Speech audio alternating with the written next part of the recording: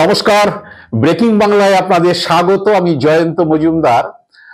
গত রবিবার এশিয়া কাপে ভারত পাক ক্রিকেট যে ম্যাচ ছিল, সেই ম্যাচের আগে আমাদের বাংলার এক ইউটিউবার, তিনি খুব জনপ্রিয় ইউটিউবার, তিনি মোদিজির একটি ভিডিও পোস্ট করেছিলেন। পোস্ট করে তিনি কিছু কমেন্ট করেছিলেন। আমি প্রথমেই সেই মোদিজির কি ভিডিও তিনি পোস্ট করেছিলেন সেটা আপনাদের একটু শুনিয়ে দিই। भारत का मत एकदम स्पष्ट है। टेरर और टॉक एक साथ नहीं हो सकते।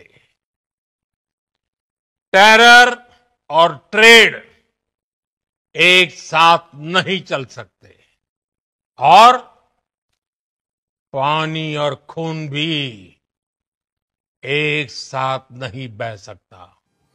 আপনারা শুনলেন মোদিজির কথা। তারপরে সেই ইউটিউবার বলেছিলেন যে টেরার আর টক একসঙ্গে চলতে পারে না, টেরার আর ট্রেড একসঙ্গে চলতে পারে না, খুন আর রক্ত একসঙ্গে বইতে পারে না, কিন্তু টেরার আর ক্রিকেট একসঙ্গে হতে পারে বলে তিনি যেটা সমালোচনা করতে চেয়েছিলেন যে কেন ভারত পাকিস্তানের সঙ্গে ক্রিকেট ম্যাচ খেললো, কেন ভারতবাসীর আবেগকে নিয়ে ছিনিমিনি খেলাচ্ছে, এই ধরনের কথাবার্তা। এবং তারপরে সেই কমেন্ট বক্সে নানান ধরনের কমেন্ট, যে আসলে ব্যাপারটা হচ্ছে মোদিজি অমিত শাহ চান কারণ এখন ক্রিকেট বোর্ডে জানেন বিসিসিআই বলুন বা আইসিসির চেয়ারম্যান এখন জয় শাহ, অমিত শাহের ছেলে।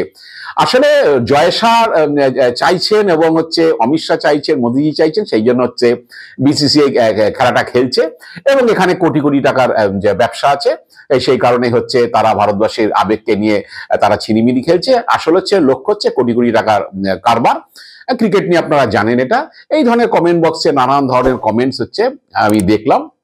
তো যাই হোক, আমার একটুখানি খুব অবাক লেগেছিল, কারণ এই ইউটিউবার যিনি এইটা পোস্ট করেছিলেন তার ফেসবুকে, তিনি যে মোটামুটি ভাবে আমি যেটুকু শুনেছি যে আমাদের বাংলা শুভেন্দু অধিকারীর কিছুটা অনুপ্রেরণায় তিনি অনুপ্রাণিত। তিনি কোন একটি সম্প্রতি একটি মঞ্চে শুভেন্দু অধিকারীর সঙ্গে বক্তব্য রেখেছেন কোন একটা ইস্যুতে। তো সাংবাদিক ইউটিউবার, যে তিনি একসময় মেইন স্ট্রিম কি বলে সাংবাদিকতা করতেন, পরবর্তীকালে ইউটিউবার হয়েছেন এবং খুব জনপ্রিয় তার চ্যানেল। তো যখনই এদিন রাজনৈতিক নেতাদের সঙ্গে মঞ্চ শেয়ার করবেন বা সেখানে বক্তৃতা করবেন এক মঞ্চে শুভেন্দু অধিকারীদের সঙ্গে, তখন তার ক্ষেত্রে যে তিনি সাংবাদিকতা বা ইউটিউব চ্যানেল চালালো, একটা প্রশ্নচিহ্ন থেকেই যায়, তিনি কি তাহলে রাজনীতির বাইরে, এই সবগুলো এসে যায়। তবে আমার খুব অবাক লেগেছে যে যে ইউটিউবার মুখ্যমন্ত্রী মমতা বন্দ্যোপাধ্যায় বা তৃণমূলের সমালোচনা না করলে জলস্পর্শ করেন না, তিনি হঠাৎ মোদিজির সমালোচনা করে তার একটা ভিডিও দেখিয়ে সেটাকে নিয়ে ক্রিটিসাইজ করা, এইটাতে খুব অবাক লেগেছে। তাহলে কি পার্টি লাইনের বিরুদ্ধে চলে যাচ্ছেন? আমি বুঝতে পারছি না। নাকি বেঙ্গলে নেতারা যে তারা যেটা চাইছেন তারই রিফ্লেকশন কোনো ইউটিউবারের মধ্যে দিয়ে, আমি সেটা জানি না। কারণ আবার তার ব্যক্তিগত মত হতে পারে যে তিনি তো মনে করেছেন যে ভারতবর্ষে ভারতের বা ক্রিকেট কন্ট্রোল বোর্ডের এই ম্যাচটা খেলা উচিত হয়নি পাকিস্তানের সঙ্গে, এটা তার ব্যক্তিগত মত হতে পারে। কিন্তু যখন তিনি তার যে সমাজ মাধ্যমে পোস্ট করছেন, তিনি যখন সমাজ মাধ্যমে পোস্ট করেন সেটা মোটামুটি ভাবে কোনো বিজেপির পক্ষে বা তৃণমূলের বিরুদ্ধে সেটা করেন, তার মতামত তিনি পরিষ্কার করেই বলেন তার মতটাই।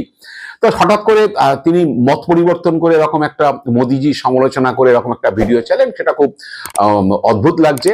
এবং আমার মনে হচ্ছে তাহলে কি সত্যি সত্যি মোদিজির বাজার দর কমছে? মোদিজির সমালোচনা তিনি যাদেরকে বাংলায় আদর্শ মনে করেন তারা সবসময় যশস্বী নরেন্দ্র মোদী বলে, যশস্বী প্রধানমন্ত্রী নরেন্দ্র মোদী বলে সম্বোধন করে, হঠাৎ করে আবার উল্টো সুরে গাইছেন কেন? এই নিয়ে আমার মনে প্রশ্ন জেগেছে।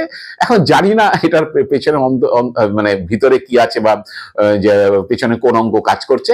তবে খুব অবাক হয়েছি যে নরেন্দ্র মোদীর সমালোচনা করা এবং তার ভিডিও পোস্ট করে সেটাকে ক্রিটিসাইজ করা নিয়ে।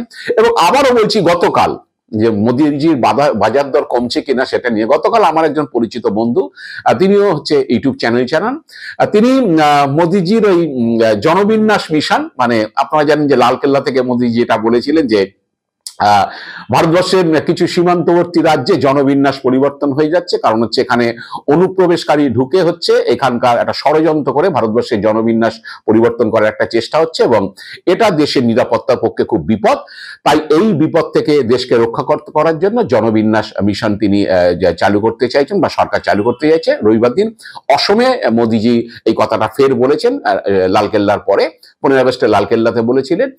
তো যে বাংলাতেও এসে দমদমে সম্প্রতি তিনি মিটিং করে গেছেন, আপনারা জানেন, সেখানেও এই বাংলাদেশি অনুপ্রবেশ বা বাংলায় অনুপ্রবেশ সমস্যা নিয়ে বলেছেন।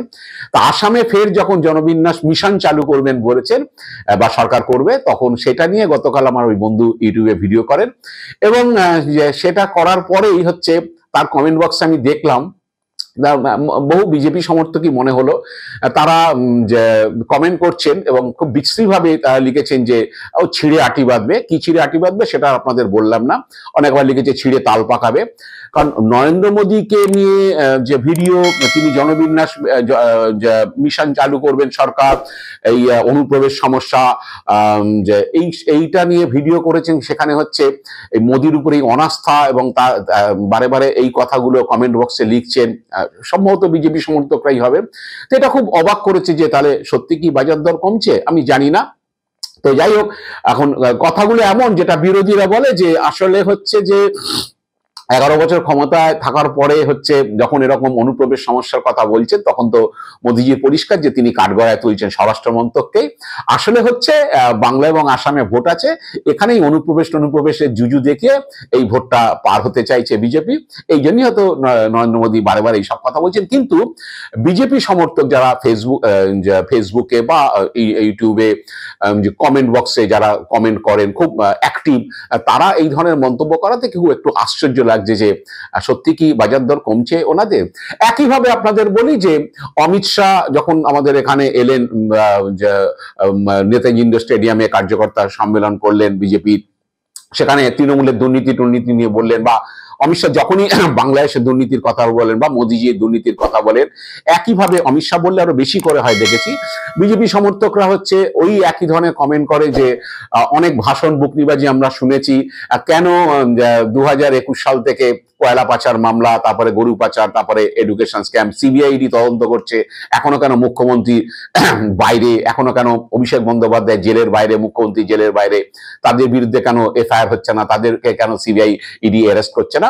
এবং ওই অমিত শাহর প্রতি অনাস্থা জানিয়ে এরা আসলে কিছু করতে পারে না বা করার এদের ক্ষমতা নেই, এইসব ধরনের কথাবার্তা। আবার কেউ কেউ সব সেটিং এর কথা বলে। কিন্তু মূলত হচ্ছে অমিত শাহ দুর্নীতির কথা বললেই হচ্ছে এখন বিজেপি সমর্থকরা সমাজ মাধ্যমে যেগুলো হয় দেখেছি, কেউ যদি সেগুলোকে পোস্ট করে বা কিছু হয় সেটা নিয়ে ভিডিও করে, একই ধরনের কমেন্ট আসে যে অনেক রকম বকরি শুনেছি, তাহলে আর এরা বাইরে থাকতো না। এবং প্রবল একটা অনাস্থা দেখায় যে কেন হচ্ছে তারা আশা জাগিয়েছে তৃণমূলের দুর্নীতি নিয়ে কথা বলে, হচ্ছে কেন মমতা বন্দ্যোপাধ্যায়, অভিষেক বন্দ্যোপাধ্যায় জেলের বাইরে। অমিত শাহ তো বলতে পারবেন যে, কারণ ওটা অমিত শাহর লক্ষ্য থাকে এই কারণেই যে সবার ধারণা যে ইডি সিবিআইটা অমিত শাহ চালান। তো এখন যে এটা সাধারণ ধরনের ইডির যে মালিক যে হচ্ছে নির্মলা সীতারামন, এটা অনেকে খেয়াল করেন না, কারণ ইডি অর্থমন্ত্রকের আন্ডারে, সিবিআইয়েরও মালিক অ্যাকচুয়ালি নরেন্দ্র মোদী প্রধানমন্ত্রী দপ্তরে। কিন্তু বিজেপি সরকার থাকাকালীন এখন অনেকেই বলে যে আসলে ইডি সিবিআই এনআইএ এগুলো কাকে কি করবে না করবে, কাকে জেলে ঢোকাবে, কাকে বার করবে, কাকে হুমকি দেওয়া হবে, চমকানো হবে, এগুলো সব চমকানো ধমকানোর কাজগুলো অমিত শাহই করে থাকে। সেই জন্য অমিত শাহ বাংলাদেশে তৃণমূলের দুর্নীতির কথা বললেই হচ্ছে সব রেড়ে করে ওঠে এবং বলে যে মানে তাকে অপদার্থ প্রমাণ করার চেষ্টা করে, বা তাকে বলা হয় যেগুলো ভরংবাজি, ভাষণবাজি, আসলে ইডি সিবিআই কিছু করবে না। একটা প্রবল হতাশা এবং একটা ক্ষোভ হচ্ছে ফুটে ওঠে, এটা আমি খুব লক্ষ্য করছি বেশ কিছুদিন ধরে। তো যাই হোক, এখন বিজেপি সমর্থকদের মধ্যেই অনেকের আবার এই প্রশ্ন তুলছে যে এবার ভোট আসছে, আবার হচ্ছে ডেলি প্যাসেঞ্জারি শুরু হবে। অনেক আবার এও বলছেন যে ডেলি প্যাসেঞ্জারি না করলেই আমরা বাঁচি, কারণ তাদের ধারণা যে 19 সালে তো ডেলি প্যাসেঞ্জারি হয়নি লোকসভা ভোটের সময়, তাতেও তো হচ্ছে ভালো ফল করেছে বিজেপি রাজ্যে। তো 21 সালে ডেলি প্যাসেঞ্জারি করে বা 24 সালে ডেলি প্যাসেঞ্জারি করে যে ফল ভালো হয় না, আর তাদের ধারণা ডেলি প্যাসেঞ্জারি করলেই এসে তারা বড় বড় ভাষণ দেবেন, বড় বড় কথা বলবেন এবং মমতা বন্দ্যোপাধ্যায় সেটা সেটাকে কাউন্টার করবেন, আলটিমেটলি মমতার কোর্টে বল ঠেলে দেওয়া হবে। এটাই হচ্ছে তাদের সেই সব বিজেপি সমর্থকরা এখন যারা আমি বলবো যে কিছুটা হতাশাগ্রস্ত বিজেপি সমর্থকদের বক্তব্য যে তার থেকে বাবা ডেলি প্যাসেঞ্জারের দরকার নেই, যেমন আসে প্রধানমন্ত্রীরা কোনো রাজ্যে ভোট হলে 2বার 4বার 6বার আসুক, কিন্তু রোজ এই একদিন অন্তর একদিন অমিত শাহ মোদিজি এসে আলটিমেটলি কোনো তো লাভ হচ্ছে না। 21-এ ক্ষমতা আসতে পারেনি, অনেক আশা টাশা দেখিয়েছিলেন অমিত শাহ ইসবাদ আপকি বার 200 পার বলে, আলটিমেটলি 77। 24-ও বিজেপি বেশি আসন পাবে, আলটিমেটলি 6টা আসন কমে গেছে।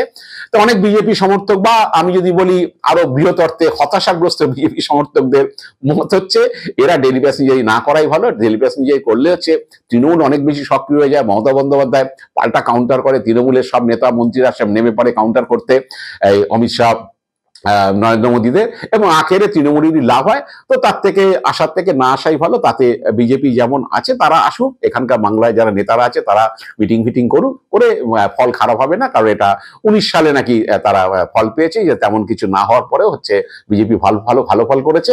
তাদের আশা যে সত্যি সত্যি কোনো পদক্ষেপ তারা করুক বাংলায় তৃণমূল সরকারের বিরুদ্ধে, বা তাদের যে স্বপ্ন দেখানো হয়েছে বিজেপির তরফে, বা অনেক আমাদের বাংলার ইউটিউবাররা যেভাবে বিজেপি সমর্থকদের স্বপ্ন দেখিয়েছেন যে এই রাজ্যে দুর্নীতি হয়েছে, অনেক শিক্ষা দুর্নীতি হয়েছে, কয়লা চুরি, কয়লা পাচার, গরু পাচার, অনেক দুর্নীতি হয়েছে। সেই দুর্নীতিতে হচ্ছে প্রধান মাথা হচ্ছে মমতা বন্দ্যোপাধ্যায় এবং অভিষেক বন্দ্যোপাধ্যায়, এবং তারা জেলে যাবে। তো এখন ওই বিজেপি হতাশাগ্রস্ত সমর্থকরা এই কথাটাই বলে যে আর কবে আর কবে আর কবে, ওই অরিজিৎ সিং এর গানের মতো, অনেক তো বছরের পর বছর তো শুনছি, তো আর কবে সেটা, এইরকমই একটা মনোভাব তারা প্রকাশ করছেন।